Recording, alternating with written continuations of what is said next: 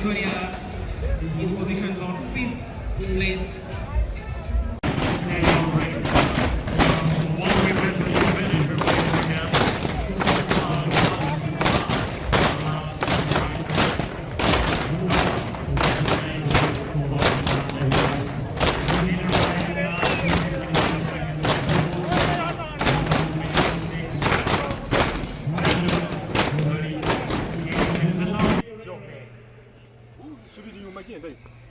genda ariko nagufatira kuyongoyo wowe tuje gufata ikintu bitigare hano umuzungu tumufate nchara niko tuzi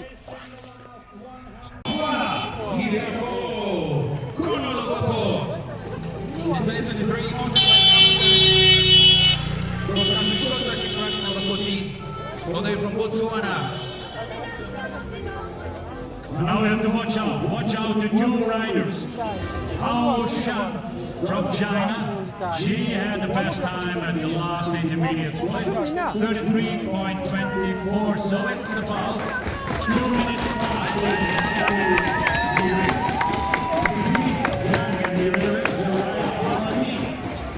1 minute behind. 1 minute faster than Riri. So the next couple of moments we will probably have a new situation at the finish.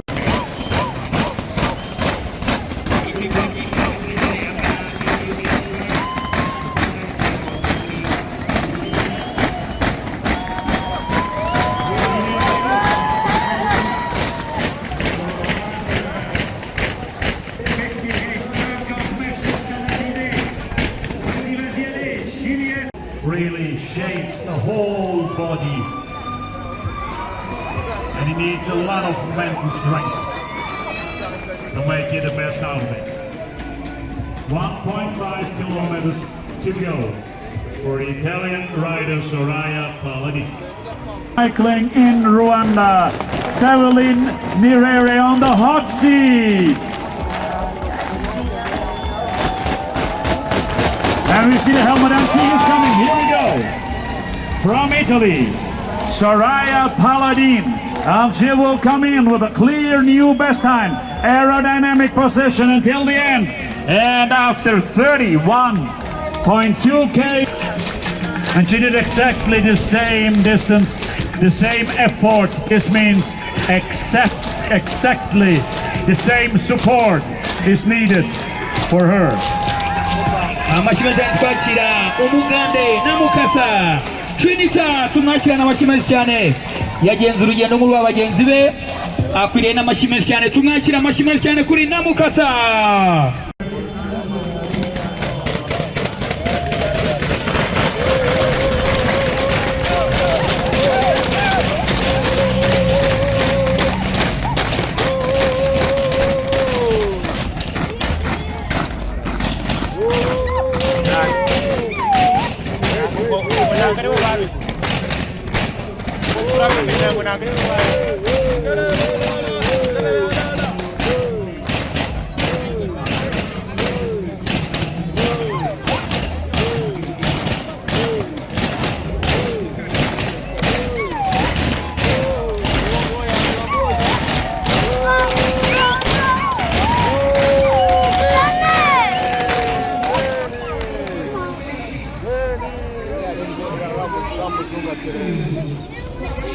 Nangere conferenza, man. We are going down. I don't know.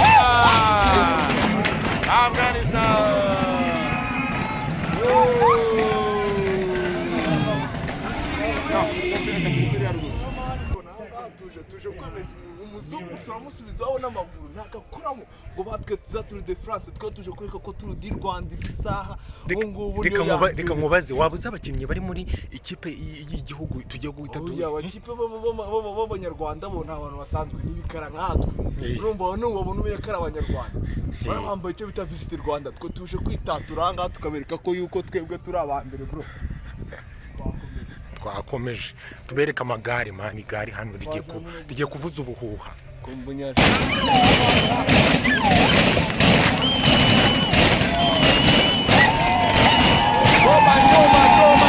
Toma.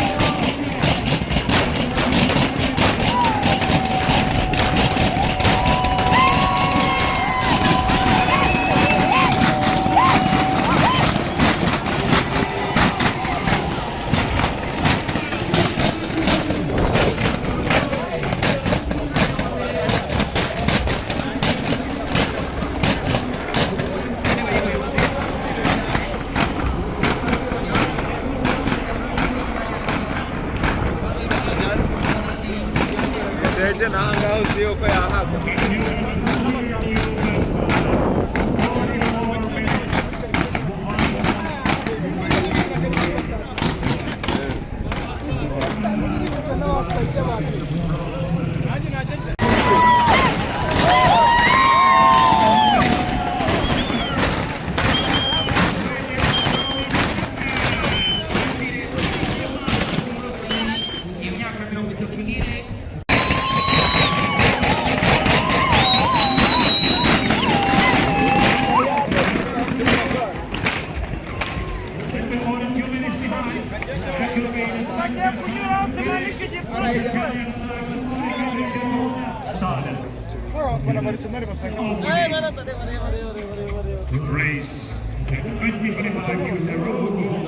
Ubundi abafana basenera ahantu batandukanye n'abarenze sport uzabicunga none se umuntu yuko turi mu magare no basi